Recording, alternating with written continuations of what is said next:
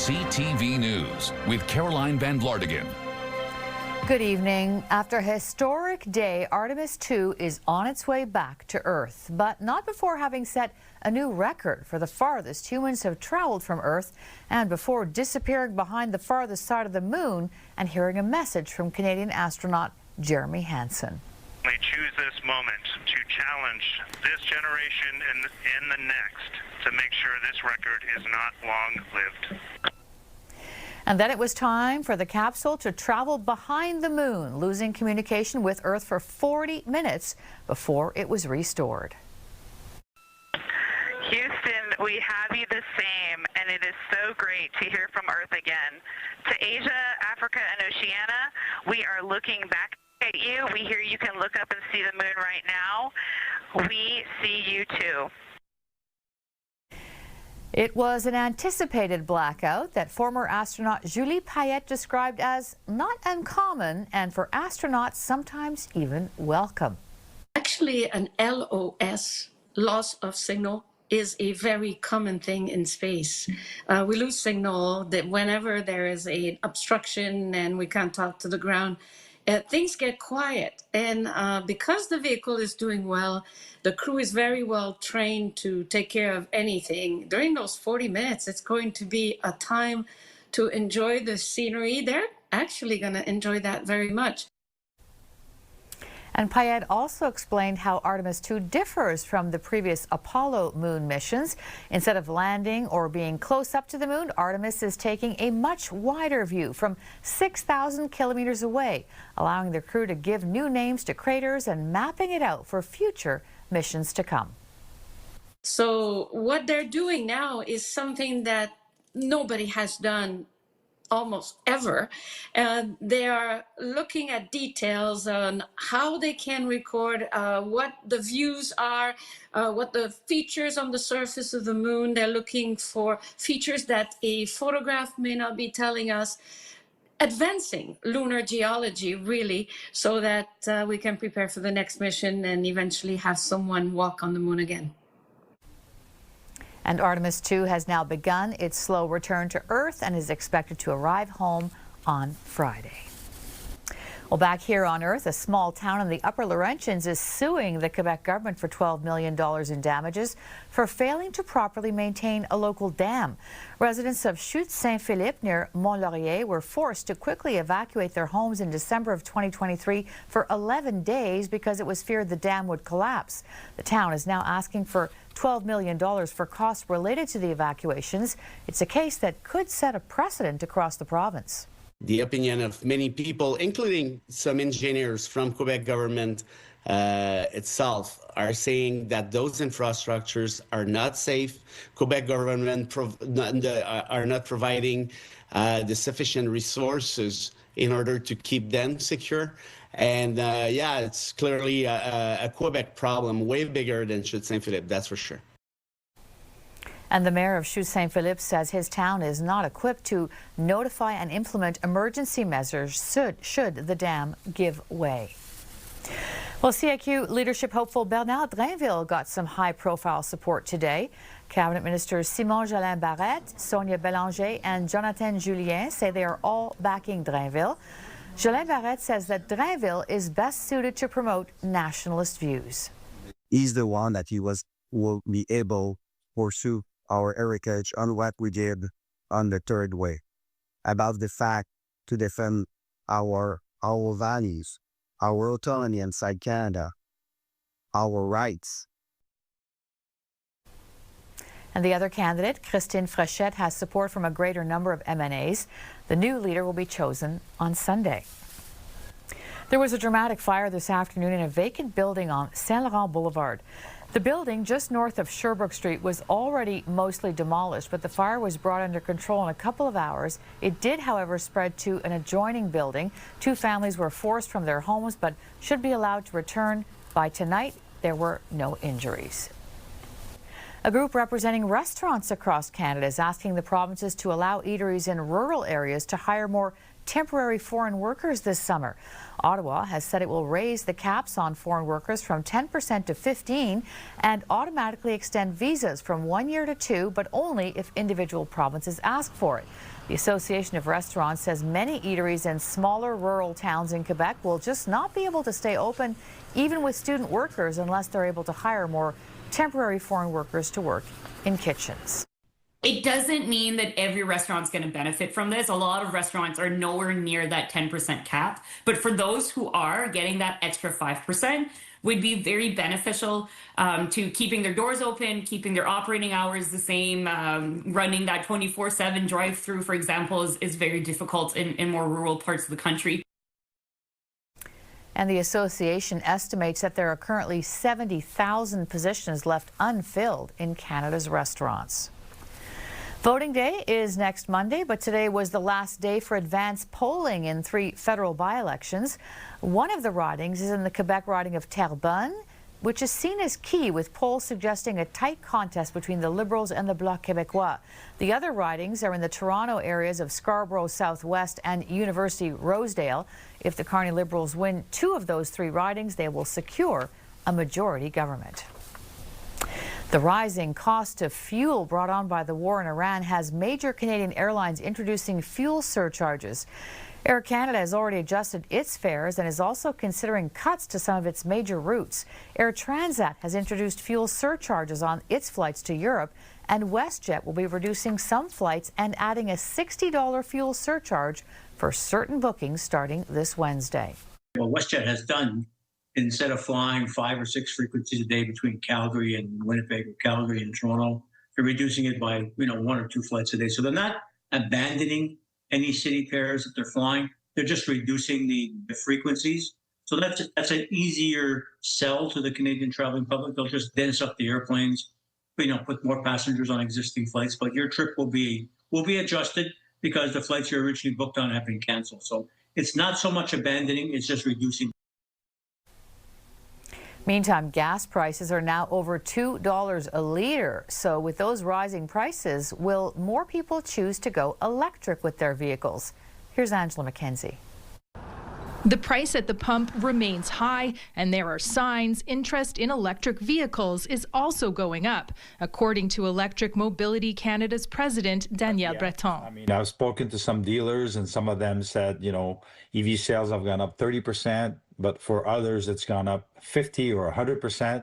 So it really depends on the dealer and the brand.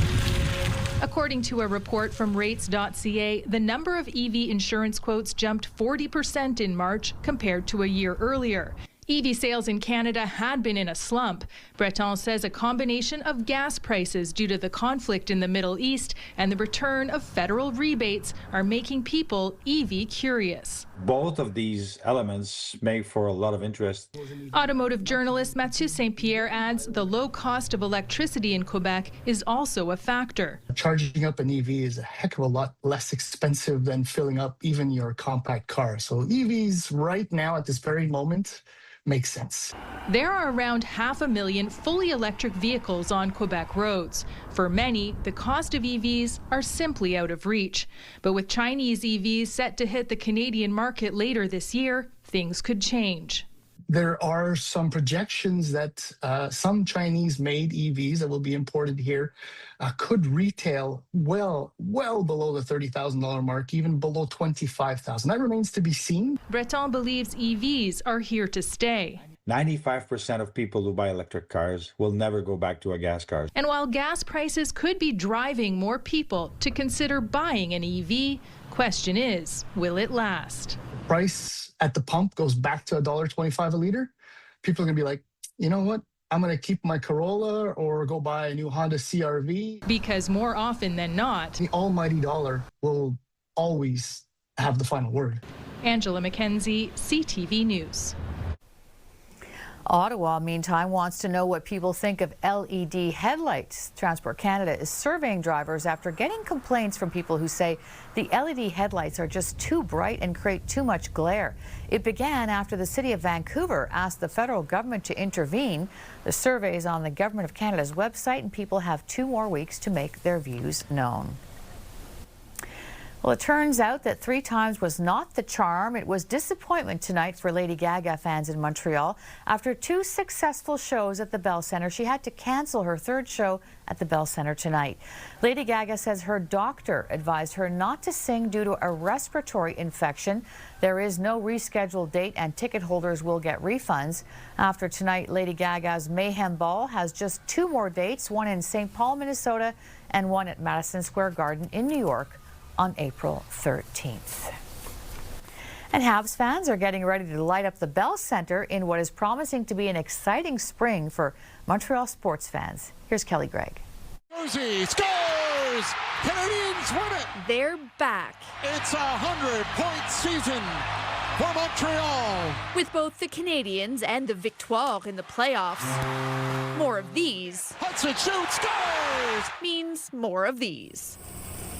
You're running around, you hear the noise and you look up for TV and you keep going. At McLean's Pub, the run-up to the playoffs is already a boon for business. All of a sudden we're in the playoffs and it's still like, now it's 50 goals, is Caulfield going to score? Caulfield one-timer! A question on the minds of many. He's gone 2 games without scoring a goal here, and it feels like it's been a century, right? Because we've all been accustomed to him scoring literally every night. In their 108 seasons in the NHL, the Montreal Canadiens have made the playoffs 86 times. That's 79% of the time. If the Habs continue winning and end up with a higher seed, it means they'll start their series here at home, which is even better for the Bars. The home games, we have that, the rush before. Then we get a rush of people coming in to watch the game. So I guess it is definitely busier. And then if they win, that other rush of people coming back. And for the team, too. I'm hoping the Habs get home ice advantage because I don't think there's any team that could benefit more from having home ice in the playoffs than the Montreal Canadiens. TSN 690's Victor Finley says the big difference between the beginning of the season and now is solid goaltending. And it's already been an exceptional year. Everybody seems to be having a career year for the Habs, right? We talk about Dobich. He's got the most rookie wins by a goalie in a season since Ken Dryden. Oliver Kapanen could be a 25-goal guy. Demidov is a 60-point player. So we're talking about not just history here for Caulfield, but a lot of players on the Montreal Canadiens are not just having career years. I mean, they're having really all-time unique or great seasons in the context of the Montreal Canadiens franchise. The Victoire clinched their spot in the postseason last Wednesday. So for Montreal fans, this spring will be a double shot of playoff hockey. Kelly Gregg, CTV News. And still to come, more on the exciting games and goals to watch for as the Habs go into the playoffs. Download the CTV News app and stay on top of local stories as they unfold. Increasing number of abandoned buildings. Customize your feed and watch live wherever you are. CTVMontreal.ca, your home for news. Well, it was a busy Easter weekend for the Canadiens with back-to-back games with the New Jersey Devils, and despite a loss yesterday, the Canadiens are officially in the playoffs for the 2nd year in a row. Here to talk Habs with us is RDS's Meeker Guerrier. So, Meeker, not the best game last night, but they sure look like a playoff team Saturday at the end of that long winning streak. And they are in the playoffs, but it's a very competitive Atlantic division this year. Who do you think would be the best team for them to face off with first? Oh, my God. Hey, Caroline, there's a saying in sports, never choose your opponent. That's the first thing it's so you need true. to know. Yeah. You can't choose your opponent because you think you might have the best opponent by choosing a team versus another, and then you end up motivating the other team, but also you can fall into that trap. But if I have to answer that question, I would have to say that it's a question of matchup, a little bit like in boxing. It's not necessarily the opposition that's important, but how you work with that team or against that team. So obviously the Carolina Hurricanes would be a good fit for the Habs for the style they're playing.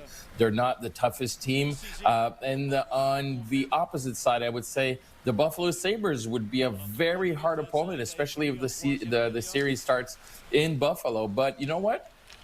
I'm comfortable also with the Sabres because the Sabres haven't played in the playoffs in so long, and the Habs, remember, they have the experience from last year. So, you know what? The Habs aren't afraid of anyone, so I would say anyone would be great, and it's great that the Habs, with 5 games left, are officially in the playoffs. And by the way, I have to say, I talked to Patrick Laine a few months back, and I remember in an interview on another radio station I work on, he told me, you know what, the Habs are going to make the playoffs this year, and it'll be earlier than the last game like they did last year. He was right, but unfortunately, he did not contribute a lot this year for that playoff run. Yeah, well, let's talk about the style of play that they have. I mean, they have been winning, but they're also just so much fun to watch. The chemistry is off the charts this year. You've been watching the Canadiens closely for years. What does this culture look like to you? Because it kind of reminds me of the Toronto Blue Jays last year, where you could just feel the love between the players. Yeah, you feel the love between the players, but also you feel the leadership of a Nick Suzuki, who's always even keel, very calm player as well, has great chemistry with Cole Caulfield, you saw him, and we're going to have to talk about that 50th goal we're waiting for. But you can feel the chemistry, and there's a solid also culture in that team. And that, to me, is more important than anything else, because you look at the Toronto Maple Leafs, another Toronto team, and you don't feel like they have that chemistry, but also they have that culture. And in Montreal, they seem to have it, and that will be a good thing for the years to come if they can keep those players, those important players, with the team. Okay, we've got a minute left. We have to talk about Cole Caulfield. He had his hair cut for the game on Sunday. He didn't get, Mr. Saturday Night did not get the goal Saturday. We thought for sure he'd have it last night, but he didn't. How big a deal is this really for him and for the team, Meeker? Well, as you know, Caroline, only 6 players in the Habs' great history of over 115 years have scored 50 goals. I mean, so it's huge. It's huge in the NHL. We talked about it last week. It's a mythical number in the NHL, but also he's running for the Maurice Richard Trophy as well. He's only 2 goals behind Nathan McKinnon, so it's huge, and there's a lot of pressure. It's not just 50 goals, it's 50 goals in Montreal, in the greatest hockey market in the world, and now he has a chance to do it on home ice. On top of it, he has the whole week to do it on home ice. So yeah, it is huge, it is a big deal, and I think it should be a big deal. I understand people that paid a lot of money to be there last night. I was there hoping that he would score his 50th goal and to be a witness of history. But you know what? 3 more games at home this week, and I hope he makes it. And I hope he makes it in the first period tomorrow against the Panthers, so we can move on and talk about the playoffs. That's right. And a lot of run on 13 jerseys for sure once that happens. Thanks so much, Meeker. We look forward to when it does happen, though. We'll talk about it. Talk to you next week, Caroline. Well, last week, a U.S. court ordered Meta and YouTube to pay $6 million in damages to a young woman. Jurors found that they deliberately designed addictive products that harm young people and did not provide adequate warnings of the dangers. Tech analyst Carmi Levy says this case worked because it avoided a section of U.S. law that absolves manufacturers from responsibility for what people do with their products. So by switching gears, so to speak, they were able to avoid Section 230 completely and really hold these companies accountable for telling their engineers to design these platforms with addiction in mind right from the start. None of this was an accident. They knew it, and that legal strategy seems to have worked this time. The case is the first to win against the big tech companies, and others could follow. Levy says Canadian consumer protection laws could also better protect minors from digital addiction. People in both Ontario and Quebec are being warned of traffic disruptions and headaches ahead. It's because of 2 major construction projects this spring. Here's Natalie Van Roy. A major renewal project will start within months right here on one of the largest interprovincial crossings between Ontario and Quebec. The project on the McDonald-Cartier Bridge includes replacing the asphalt layer and doing steel repairs. That's the main bridge to get home and also to get over to some of the parks that I like. Yeah, it's a big pain, especially because it was only last year that the Alexandra Bridge was closed down for cars as well. The federal government confirms work is expected to start in June, continuing into 2027. Construction contractors were invited to bid on the project in March. Most of the construction will be taking place in the summer, and there's less people on the road at that time due to the summer holidays and school being off. So, I think we're going to try to mitigate as much as we can, but we're just asking everyone for patience. Also up for construction, Chaudière Crossing, another link between Quebec and Ontario. The Southern Structure Renewal Project is scheduled from this spring to summer 2028. That's a shame at a time when federal public servants are coming back into the office 4 days a week to hear that some of our major commuting routes are going to be restricted. I don't drive, but I know that my roommate does, so traveling on this road, this traffic can build up all the way down Boot Street up until even Albert, you could say sometimes. While this area is under repair, 2 lanes of traffic are expected to stay open, with 1 lane available in each direction at a reduced width. I think anything that limits through flow for cars as well as for people and people on bikes between the 2 provinces is very difficult, just for general transport as well as for leisure activities. That's still a good thing that people are going through, but it does it just causes more traffic. As the National Capital Region's population continues to grow, Stephanie Plante says it's an indicator these projects are needed. Natalie Van Roy, CTV News. And still ahead, the golfers are ready, but what about the weather? Menswear provided by Ernest. Elevate your style with Ernest. Weather brought to you by Gratian Scaff. Second pair is a gift event including designer frames. A second pair free for a limited time. Well, our long-range forecast is showing quite a bit of temperature fluctuation for the coming week. Now, today we did manage to get above 0 with a high of 4 degrees, but typically we'd be at 8, so certainly lacking those 4 degrees. And it looks like we're going to be dipping below 0 tomorrow, and with it we will see some snow. Putting our futurecast into motion, dealing with partly cloudy skies, and we'll see the clouds increase, and we start to see a preview of the system that's moving in from the west, and with it we'll see some snow. Now, it looks like the timeline for this is that it could actually impact our morning commute.